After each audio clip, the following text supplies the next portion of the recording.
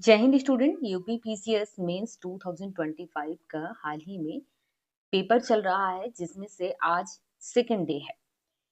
Second day में पहले वाला जो शिफ्ट का पेपर है, पेपर 1, जिसे हम GS1 कहते हैं, ये कंप्लीट हो चुका है। हम लोग देखने वाले हैं कि इसमें किस टाइप के क्वेश्चंस पूछे गए हैं। आपको पता होना चाहिए कि इसमें 3 घंटे का टाइम दिया गया है और इसमें मैक्सिमम मार्क्स 200 है। इंस्ट्रक्शंस आपको जरूर पढ़ना है, क्योंकि यहाँ पर सभी इंपॉर्टेंट चीजें होती हैं। खासकर न्यू स्टूडेंट को जरूर पता होना चाहिए। जैसे कि इसमें टोटल कितने क्वेश्चंस हैं? 20 हैं। 2 सेक्शन में बटा हुआ है। पहले वाले सेक्शन में देखिए 10 लघुत्तरी प्रश्न हैं और सबके आंसर आपको 125 शब्दों में करना है। इसके बाद सेकंड वाला सेक्शन है, जिसमें 10 दीर्घोत्तरी प्रश्न हैं, जिसके प्रत्येक उत्तर की जो शब्द सीमा है वो 200 है। आप यहाँ पर दो ही लैंग्वेज यूज कर सकते हैं, या तो हिंदी या फिर अंग्रेजी। ये काफी इंपॉर्टेंट है। सभी कंपलसरी है, मतलब हर क्वेश्चन का आंसर आपको करना है, कोई भी अथवा में यहाँ पर नहीं है।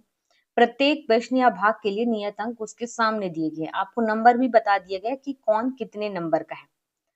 तो और ये भी कहा गया कि शब्द सीमा को ध्यान रखना है। ऐसा नहीं है कि 200 शब्द 125 शब्दों को आप लोग क्रॉस कर जाएं, आपको यहाँ पर उसका भी ध्यान रखना है।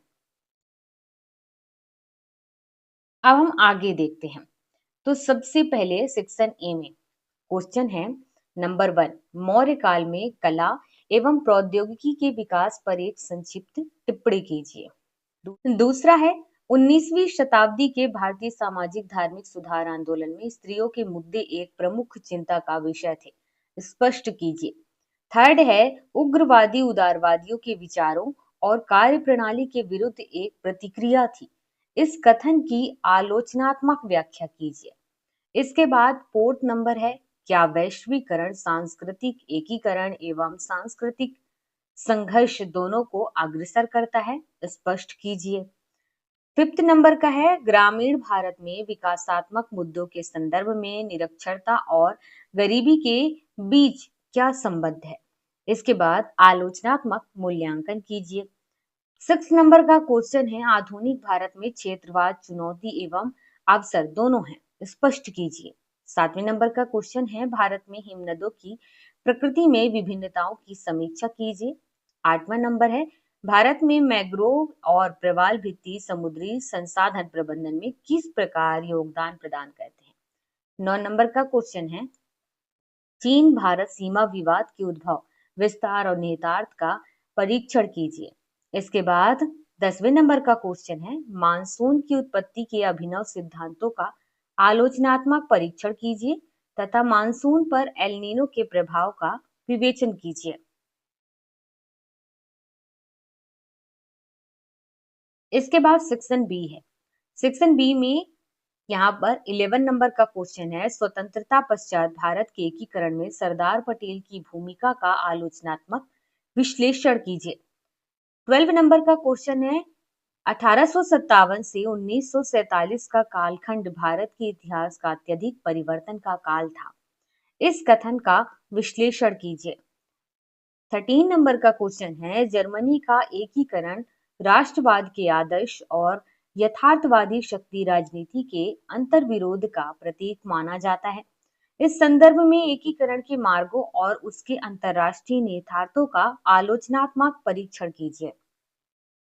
इसके बाद 14 नंबर का क्वेश्चन है, नगरीकरण से संबद्ध सामाजिक आर्थिक समस्याओं की विवेचना कीजिए। सतत शहरी विकास हेतु कौन से संरचनात्मक उपाय आवश्यक हैं। 15 नंबर का क्वेश्चन है, भारतीय परंपरागत मूल्यों पर आधुनिकीकरण एवं पश्चिमीकरण के प्रभाव का आलोचनात्मक मूल्यांकन कीजिए। 16 नंबर का क्वेश्चन है, परिवार विवाह एवं नातेदारी व्यवस्था पर वैश्वीकरण का क्या प्रभाव दिखाई देता है, भारतीय समाज के संदर्भ में इसका विश्लेषण कीजिए। इसके बाद 17 नंबर का क्वेश्चन है, भारत के वन संसाधनों का परीक्षण कीजिए तथा संरक्षण सिद्धांतों को समझाइए जो देश की वन संपदा के विकास में प्रयुक्त किए जा सकते हैं। 18 नंबर का है, शरणार्थियों एवं घुसपैठियों में भेद कीजिए। शरणार्थियों की सुरक्षा और सहायता के लिए भारत सरकार ने कौन से कदम उठाए हैं? 19 नंबर का क्वेश्चन है, भारत का महाद्वीपीय मग्न तट खनिज और ऊर्जा का भंडार है। उपयुक्त उदाहरणों के साथ इस कथन का आलोचनात्मक परीक्षण कीजिए। 20 नंबर का क्वेश्चन है, सीमांत और सीमाओं में अंतर स्पष्ट कीजिए और भारतीय उपमहाद्वीप से उपयुक्त उदाहरण देते हुए सीमाओं के प्रकारों पर विस्तृत विवरण प्रस्तुत कीजिए।